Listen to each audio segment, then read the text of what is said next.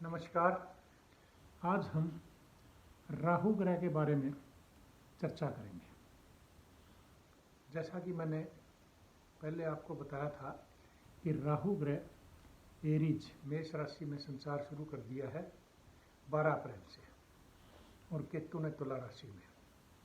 इसी तरह से राहु ग्रह जो है वो मंगल की राशि से संचार कर रहे हैं, और आज की तारीख में उनके साथ शुक्र भी संचार कर रहे हैं। यानी कि शुक्र जो कि लक्ष्मी के कारक ग्रह हैं और क्रिएटिव प्लैनेट हैं, संसार के जितने भी सुख और साधन हैं उनके सब के कारक ग्रह, प्रगति के जितने भी साधन हैं उनके सब के कारक ग्रह हैं शुक्र। उनके भी रास्ते में राहु ने रुकावटें डाल दी, और राहु के ऊपर शनि का एस्पेक्ट है। शनि यानी देख रहे हैं राहु को कुंभ राशि से। अब राहु ग्रह के जो है एस्पेक्ट कहाँ कहाँ जा रहे हैं। राहु ग्रह सिंह राशि को देख रहा है, जो कि सूर्य की राशि है, जिसको सूर्य को ग्रहण लगाता है। सूर्य के कृत्तिका नक्षत्र से ही राहु संचार कर रहे हैं। अब राशि भी वही, नक्षत्र भी उसी का, सूर्य देव का, जिनको कि वो ग्रहण लगाते हैं। इसी तरह से जो है राहु तुला राशि को देख रहे हैं, जो कि शुक्र की राशि है, और शुक्र उनके साथ संचार ही कर रहे हैं। यानी शुक्र अपनी राशि को देख के प्रगति करवाना चाहते हैं, लेकिन राहु वहीं अड़चने डाल रहे हैं।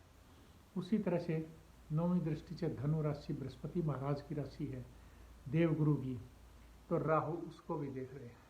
यानी हर प्रगतिशील प्लेनेट की, हर बेनिफिक प्लेनेट के रास्ते में रोड़े अटका रहे हैं। इससे क्या आप जज करेंगे? मेरी अपनी कैलकुलेशन के अनुसार मैं आपको बताना चाहता हूँ कि सूर्य देव की शक्ति, यानी सूर्य के घर को बर्बाद करे तो सूर्य देव की शक्ति कमज़ोर हो रही है, शुक्र देव की शक्ति कमज़ोर हो रही है। उसी तरह से बृहस्पति देव की भी शक्ति कमज़ोर हो रही है। जिन जिन की ये राशियाँ हैं वो भी सावधान रहें। सिंह राशि, तुला राशि, मेष राशि और धनु राशि, क्योंकि वहाँ राहु जो है दुष्प्रभाव डालेंगे। एक बार अच्छा दिखा के फिर दुष्प्रभाव। हाँ, कहीं किसी के राहु 11वें घर से संचार कर रहे होंगे, इतना बुरा प्रभाव नहीं दिखाएंगे। किसी के राहु तीसरे और छठे भाव से गुजरेंगे तो वहाँ इतना बुरा प्रभाव नहीं दिखाएंगे। जैसे कि कुंभ राशि है, उसी तरह से आपकी जो है मेष राशि में अगर संचार कर रहे हैं तो वृश्चिक राशि है, तो वहाँ पे राहु छठे घर से जाएंगे तो वहाँ भी वो इतना दुष्प्रभाव नहीं दिखाएंगे। लेकिन वहीं पे ही राहु वृश्चिक राशि के प्रोफेशन से भी गुजर रहे हैं। तो यानी अगर आप वृश्चिक राशि के जातक हैं और आप कहीं मुखिया हैं और कहीं किसी देश की भी राशि है, या स्वयं जातक की राशि है और वो प्रोफेशन के लिए, नौकरी के लिए इधर उधर भटक रहे हैं, प्रमोशन के लिए भटक रहे हैं, ट्रांसफ़र अच्छी के लिए भटक रहे हैं, तो वहाँ दिक्कतें आ जाती हैं।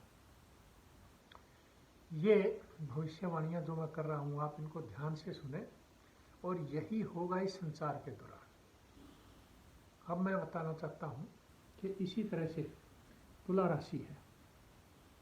हाँ, अगर तुला राशि मान लीजिए तुला राशि के जातक हैं और वहाँ राहु सप्तम भाव से गुजर रहे हैं, तो शादी विवाह कोई न कोई परेशानियों में डालेंगे।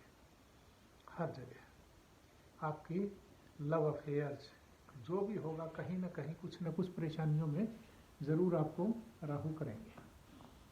तो ऐसे समय में आप सावधान जरूर रहें। इसी तरह से धनु राशि है। धनु राशि के जातक यानी भाग्य स्थान से गुजर रहे हैं। आपके भाग्य स्थान पे आपकी लंबी यात्राओं में आप सावधान रहेंगे तो बेहतर होगा। क्यों? क्योंकि राहु आपके जैसे धनु राशि है आपकी, तो वहाँ से पंचम भाव से गुजरेंगे।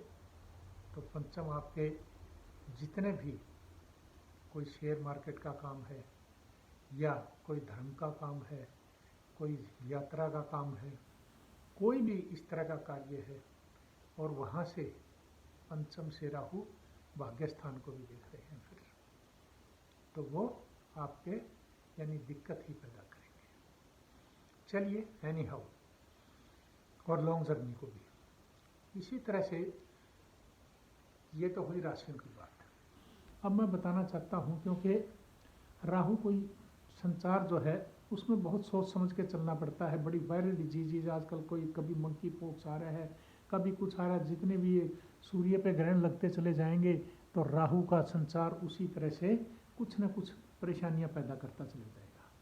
अब 12 अप्रैल के बाद ये मंकी पॉक्स भी डेवलप होने लग गया।